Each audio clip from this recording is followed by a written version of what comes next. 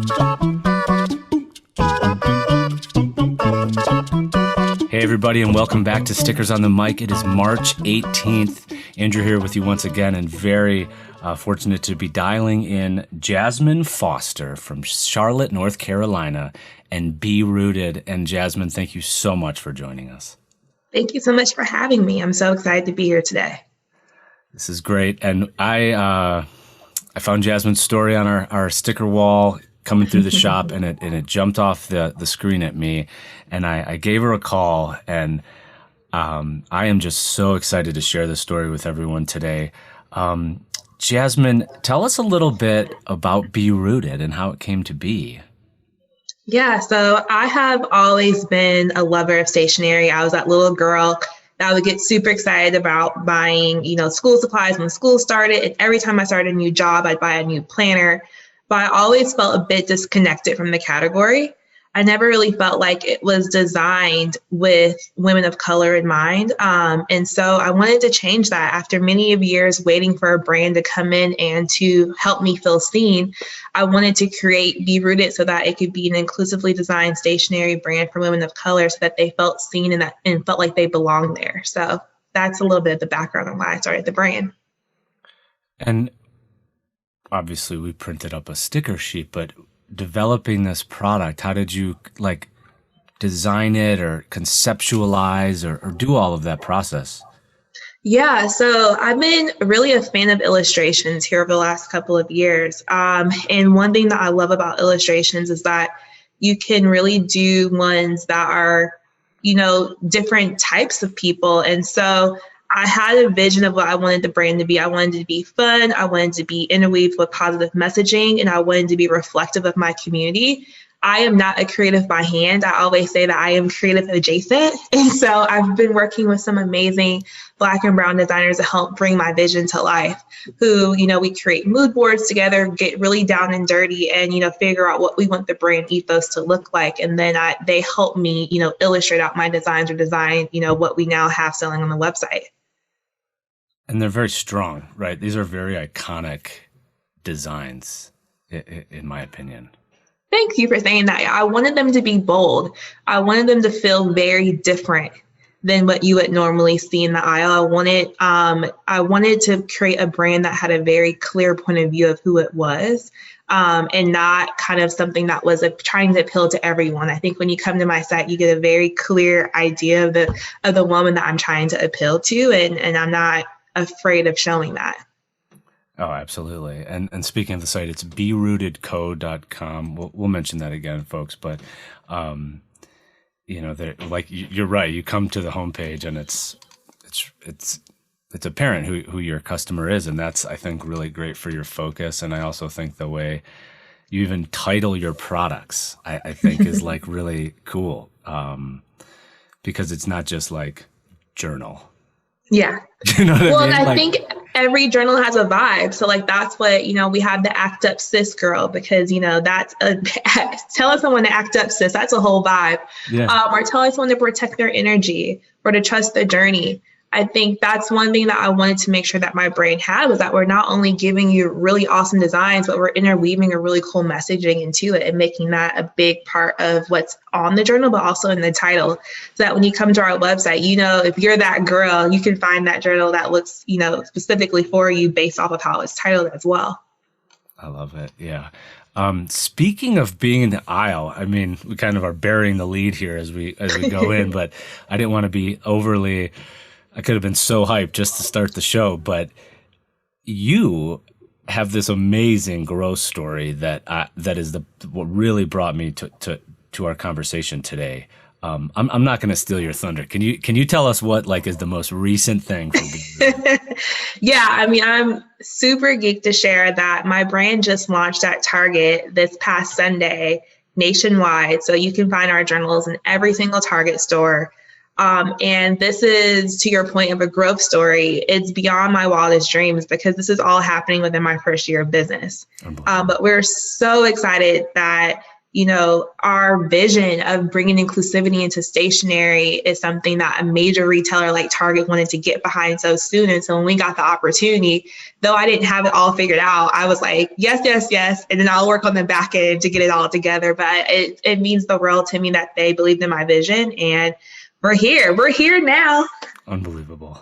Like, just incredible, right? Thank Like, just you. when you, it's like bringing tears to my eyes. It's just so inspiring, because especially the last year with the pandemic and everything going on in our country and the conversations that are being had, like, for you to bubble up is just, it's pretty special. So I always say that I think, part of your success is like having a good product, having people believe in you, but a lot of it is timing.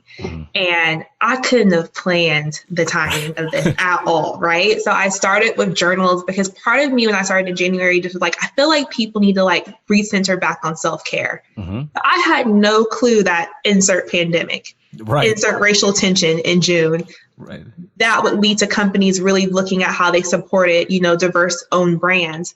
And so a part of my success is like, yeah, it's product that people are into and that they love, but it's also a part of it just time that you just you can't plan for that.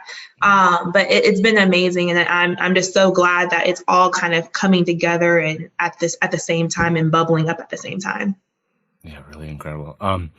You were saying I'll figure it out once you ink the deal, and you're like, I'm sure there's a moment of panic where you have to scale outside of your original plans. So to rewind a little bit, you said in January of 2020, you're like, I'm going to do this thing. A couple months later, we're in the pandemic. How was just physically producing? You say you work with a team of designers, and I can't wait for you to have a whole company of designers. But how do you get the thing printed and shipped out like right now before the Target thing happened? How did you like get this stuff into people's hands? Yeah. So, once you get the design part, I would say is not the easy part, but it's the fun part, right? And then it's like, okay, well, how do you operationally get this made? And pre-Target, I was working with a domestic factory based in New York. And I really wanted to work with someone domestic because it gave me a lot of flexibility. I wasn't really sure, would I need 50 units or 1,000 units? And working with someone domestically allowed you to kind of ebb and flow with your minimum order quantities. It was someone who could react a lot quicker. So as I was selling out, I could get back in within 2 weeks.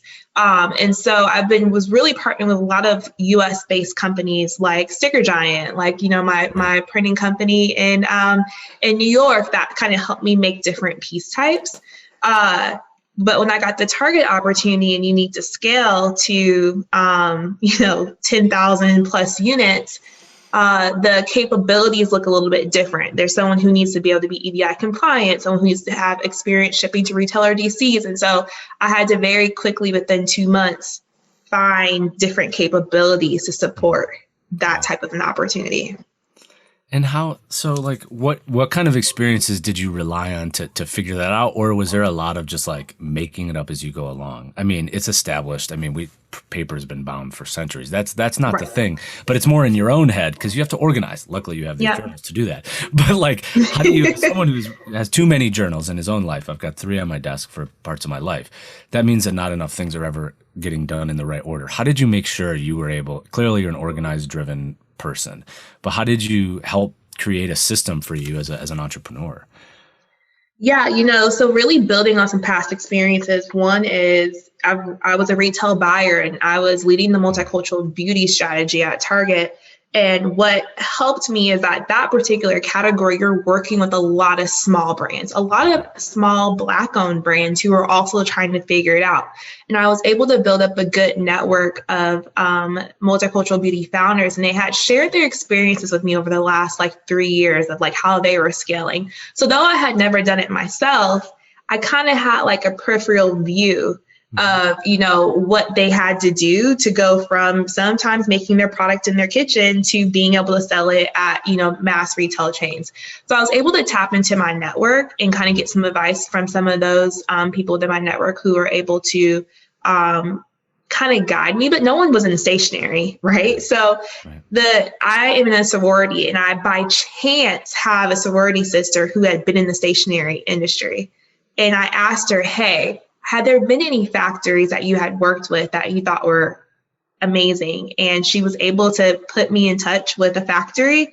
And I had a couple of conversations. I felt like the relationship was good. And that's how I was honestly able to make the target opportunity happen.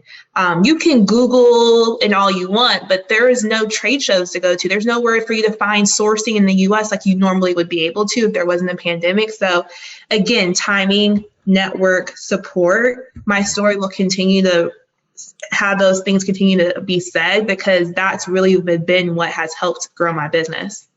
Wow, that's cool. So, we were talking a little bit when we were chatting, I feel like a month ago, we were talking a little bit about the sticker and the design there. The sticker is just a product for sale on the site, but you have this sticker not just available on your website. Where how are you finding these other distribution and access points for people to find your products, not just on the Be Rooted website, for instance? Yeah, so word of mouth. People have been sharing my brand to other people and other friends, so much so that my brand and the stickers are being sold right now in the National Museum of African American Music that just opened up in Nashville, Tennessee. When I started my brand, I would have never guessed that I would be in a gift shop of a museum, a national museum. Like, what? Right.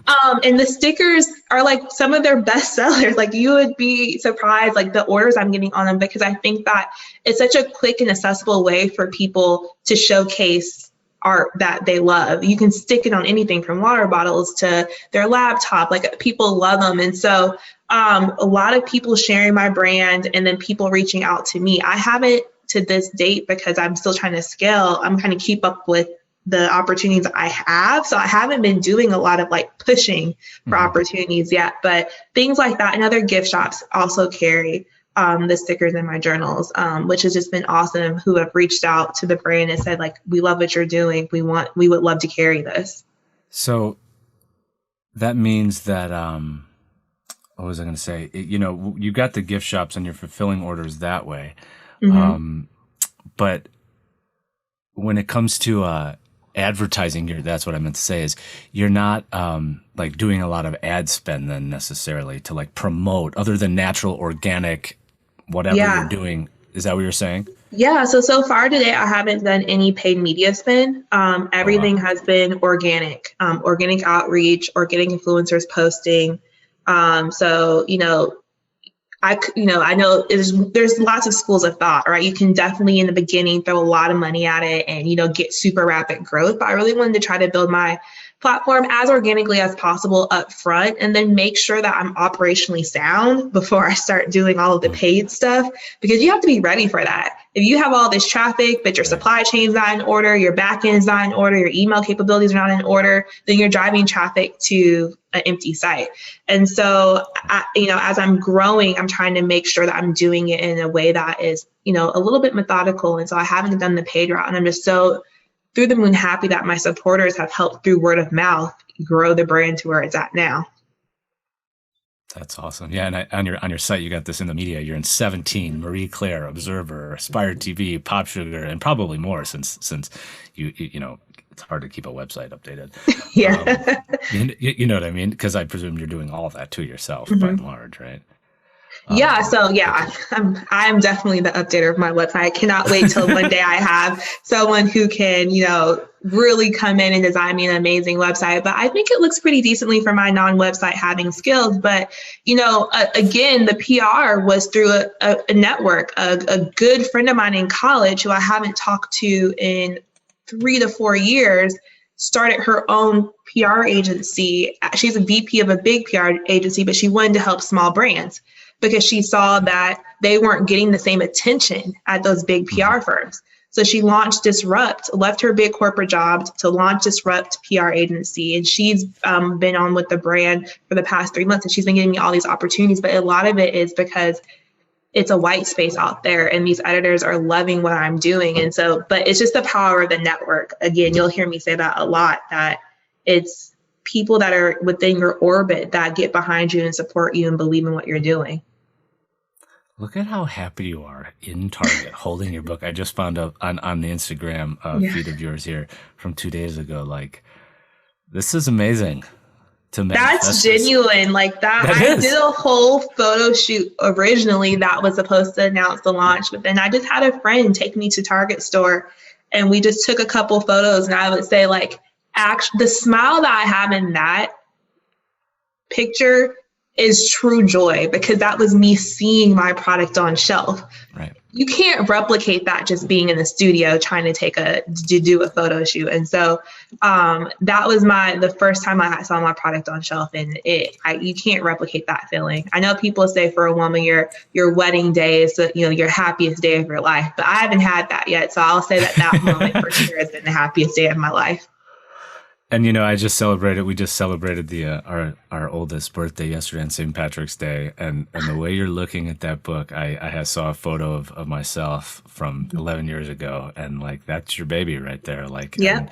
And it happened fast too. Some I've talked to folks where it's like, oh, I've been wanting to do this since I was in high school, right? So it's this journey of years, and you have experiences like you said, and you've talked to a lot of people, so it's probably been germinating. And certainly when you don't see yourself in the world, you want to put yourself in the world. So it's not like you just were like, oh, I'm going to make this up and go with it. It was intentional, but you look so happy and so fulfilled. So, I mean, that just means the world to me and to all of us, of course. That's why this is so cool. The passion behind inclusivity has always been there. Right. It's something that has been ingrained through every job I've had, any organization that I've given my time to. I'll be lying to say that I dreamt at 13 I would own a stationery company. Like, that's not the thing. I always knew I'd be doing work with inclusivity. The product is a vessel for that, but the passion has always been there. Totally. That's a great soundbite. Good for you. You nailed it. You said it way better than I did. So a little bit about the Instagram feed that you have going, because it's very clean and it's like you've got the typography. How are you sort of coming up with all these little phrases, and what's your plan to sort of like create this schedule for content on here?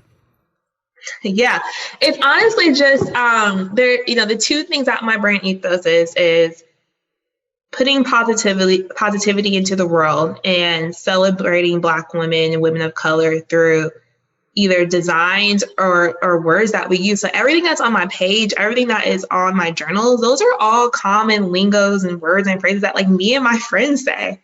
And so it's just really elevating that.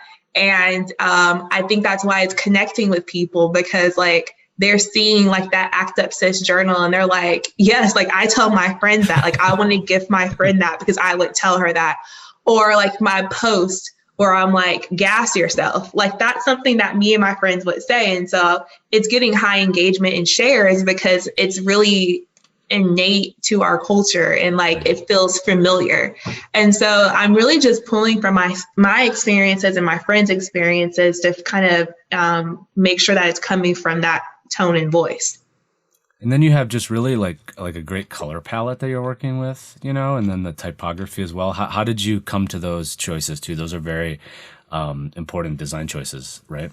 Yeah. I told you, I'm design adjacent right now. I do all of my social media content. So I actually, my designers focus on the illustrations for my artwork, but I do all of the design work for my page. And again, because my journals are so colorful, I really want to make sure that the page feels a little bit more tonal, but that the font and that the when I'm telling stories, that they're really bold so that those messages really come through.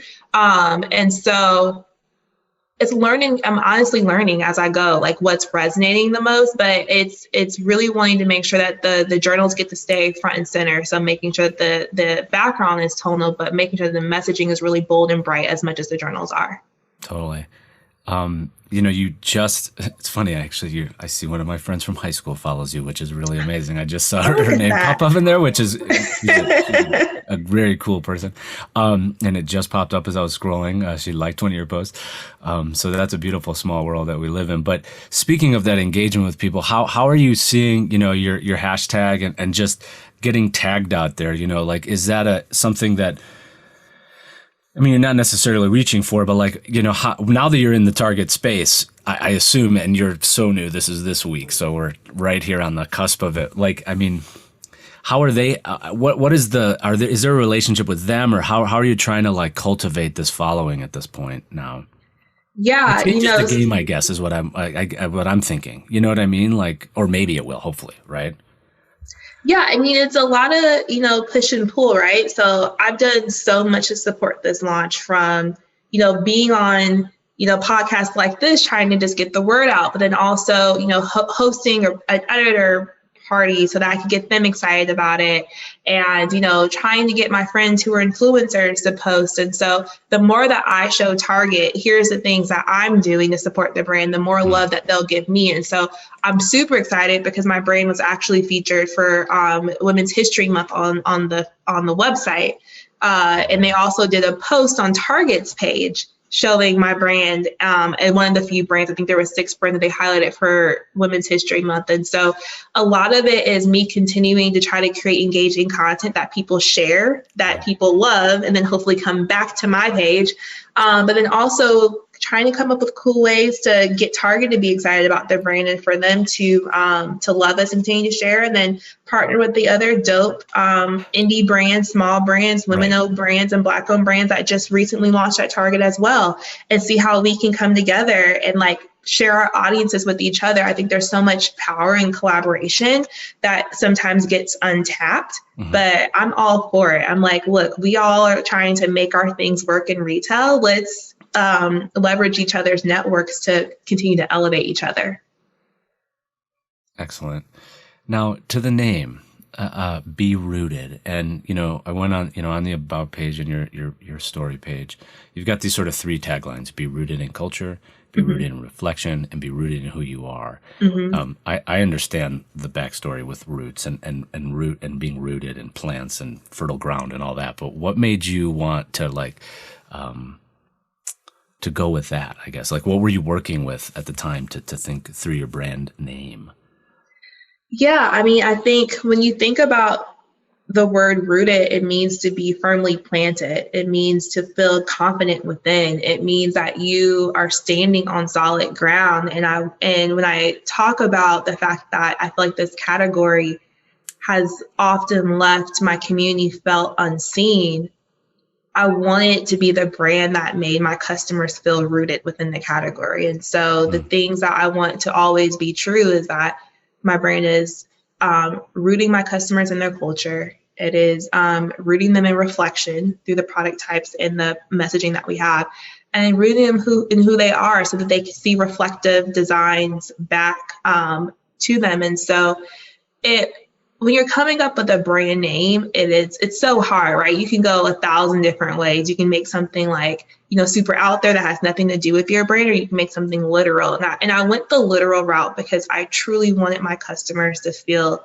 like they were firmly planted and had a right to be seen in this category. Okay. Yeah, for sure. Yeah, no, absolutely. Especially when you say it that way, like it's a right.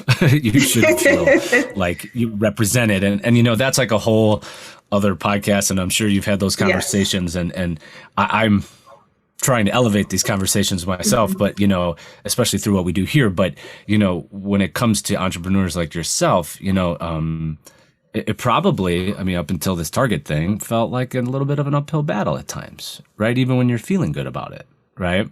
Yeah. And that's not necessarily like a fun headspace to be in, but at the same time, like clearly your goal is to put in positivity out into the world, right? Like that's what you said, and I think it's right there on the homepage. So you got the journals. You got the journals, you've got the stickers, you got this it's sold out right now, folks, but the slim travel journal set, you're productizing other stuff, even the pencils, which really look fun, even though they're sold out too. We had a big week, okay? I know. I'm not trying to say like you're selling out. This is a good problem to have at this point, right? So this is a cool little pencil too to keep killing it. How do you continue to productize off of this stuff? Because right now it's paper and pencils and stickers, right? So like what are you thinking about? So, I really want to be that go-to destination for all, mainly office supplies and other paper goods. I started with journals because I had this, like, something that my soul told me in January that we would need to be focused on self-care. But I had the desire to like expand into other categories really quickly. What happened was the Target opportunity came, and as anyone who knows has gotten into retail, that's a big cash flow suck. So I was like, I had to put pause onto the other categories I wanted to expand into so that I could support from a cash flow standpoint the Target opportunity. But you will see from a brand like mine by the end of this year, going into Q1 2022, other categories like planners, sticky notes, sticky note pads, tear off sheets, pens, bookmarks. I really want to be able to bring the positivity and the inclusive designs into other categories within stationery, but I had to just take a little bit of a pause so that I can make sure that I was operationally sound and cash flow efficient for the Target opportunity, and then I can move full steam ahead. But yeah, by 2022, we will be a go-to destination across many categories within office supplies and paper goods. Way to put that vision out in the world. I love the way you phrase that too, right? It's like, we will be, and you will be. Clearly. So let me think. What else? We've got the Facebook page. That's Be Rooted Co. Same thing with Instagram and Twitter as well. This is kind of probably taken over your life quite a bit, and you're right in the moment. How are you like tracking stuff through this Target? Like, how does that work? Do they report back to you on a monthly basis, or like, do you have a little dashboard? Like, this is the fascinating part for me as a numbers geek and a business nerd. Like, what is that like? What's that all about? Yeah. So when you work with a retailer, most brands work with what's called a sales broker. And your sales broker is the person that is the conduit between you and the buyer. They help pull your weekly sales. They help, translate what Target is thinking into what it would make sense for you as the brand. So up front, I had really candid conversations with the buying team and with my broker about, this is the first time that a brand of my size is in this category, A. Right. The first time there's an inclusive brand in this category, B. Like, let's have honest conversations around what success looks like. So we put out some success metrics. Since I am in all stores, what does that look like in all stores? But what would that look like in maybe the stores where my core demographic is a little bit more heavily populated, right? Because of, if you look at the US, there's some areas, some cities and states where there's a little bit more of a diverse population. So now it's go time. We're out there and we'll be tracking, every week, how are we hitting, hopefully exceeding those sales targets that we talked about back in November, December of last year. And then I'm really glad that Target's super willing to have a conversation around, like, we can adjust it if needed based off of how some of the initial reads are coming in. But yeah, it's go time now. It's time to sell and to hopefully hit all the expectations so that we can talk about expansion for next year. That's right. And so, like, you'll be able to sort of, as you go, figure out the flow. Like, we're big here, but less here, but we don't want to pull out because then we're not serving. Your goal is to be serving this, your audience, but you might have to just like tweak the numbers and whatever, stock you have. I mean, there's two things that you're trying to manage, right? One is that there's women of color everywhere. So you want to make sure that you're offering inclusive products everywhere so that no matter if there's one woman or if there's 100 women walking into the store, they have an option. But what that might look like is, for example, Charlotte, North Carolina is a heavily diverse city, and it's also one of my largest bases for my website consumers as well.